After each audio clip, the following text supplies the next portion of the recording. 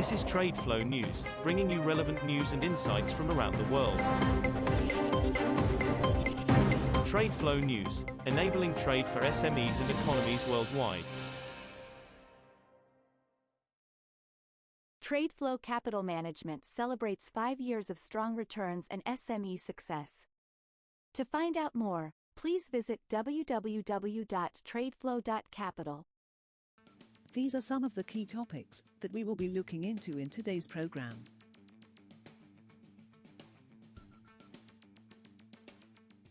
First, let's take a look at the overnight headlines which are impacting the commodity markets. Iraq's federal government and the Kurdistan Regional Government, KRG, signed a temporary agreement on Tuesday to restart northern oil exports through Turkey, as part of a broader deal to end decades of political and economic disputes. Turkey stopped pumping about 450,000 BD of Iraqi crude through a pipeline from the Fish-Kabul border area to its Ceyhan port on March 25 after Iraq won an arbitration case. The recent disruptions to oil exports from the Kurdistan region have hurt the country as a whole. This agreement brings much-needed revenues, KRG Prime Minister Masroor Barzani said in a statement.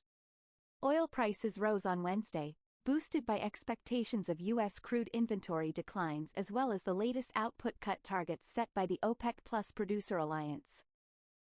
Brent crude futures gained 45 cents, or 0.5%, to $85.39 a barrel by 0352 GMT. West Texas Intermediate U.S. crude was up 40 cents, or 0.5%, to $81.11 a barrel.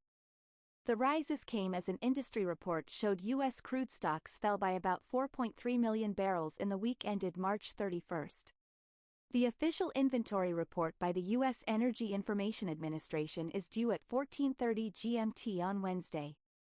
Moving on to the top news in the energy sector. The Biden administration on Tuesday released final guidance on how clean energy companies can secure additional tax credits when investing in U.S. communities economically tied to fossil fuels like oil and coal. The Inflation Reduction Act, IRA, passed last year by Democrats, extended a 30% tax credit for wind, solar and other green energy projects, but also provided an extra 10% boost to those investing in so-called energy communities. The boosted tax credit is central to the administration's goal of ensuring areas long dependent on fossil fuels benefit from clean energy. It also helped secure West Virginia Democrat Joe Manchin's essential support for the bill. The surprise oil output cuts announced on Sunday by OPEC Plus members illustrate the greater power over the market, given limited supply growth by other producers such as U.S. shale firms and still growing demand despite the energy transition. Oil has jumped to $85 a barrel since members of the OPEC Plus announced production cuts of about 1.16 million barrels per day, BPD, adding to curbs already in place. While OPEC or OPEC Plus decisions to cut output in the past have drawn warnings that higher prices and lower OPEC Plus output would encourage U.S. shale producers to pump more, officials have not voiced such concerns recently. Next, we have the top news in metal markets. Copper prices hit an over 1-week low on Wednesday, as weak U.S. economic data raised demand concerns, although a further fall was seen unlikely amid thin trading volumes due to a public holiday in world's biggest consumer, China. 3-month copper on the London Metal Exchange was down 0.70% to $8,690 a ton as of 0732 GMT after easing to $8,669 a ton, the lowest since March 21. The Shanghai Futures Exchange was closed due to the Qingming holiday. Gold prices rose on Wednesday to their highest level since March 2022 after weak U.S. economic data spurred safe haven demand and expectations that the Federal Reserve might loosen its stance on monetary policy tightening. Spot gold was up 0.3% at $2,025.49 per ounce, as of 0716 GMT, in thin trade as China and Hong Kong markets were closed for a holiday. U.S. gold futures firmed 0.2% to $2,042.10. The dollar index hovered near 2-month lows, making bullion cheaper for buyers holding other currencies. We will now look at the top news in the agricultural sector.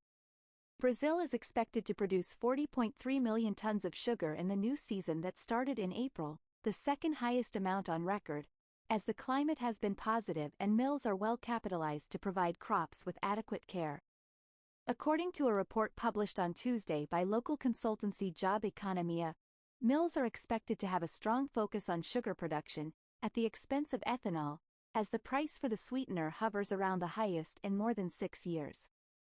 Job Economia projects mills will allocate a near-record amount of sugarcane to sugar production, at 46.7%, versus 45.5% in the previous season. That is all for today's news on commodity markets. Stay tuned to TradeFlow News as we continue to provide you with more updates. We also invite you to follow us on Twitter at TradeFlow News, which allows you to watch our program on your mobile device or desktop to receive information from there.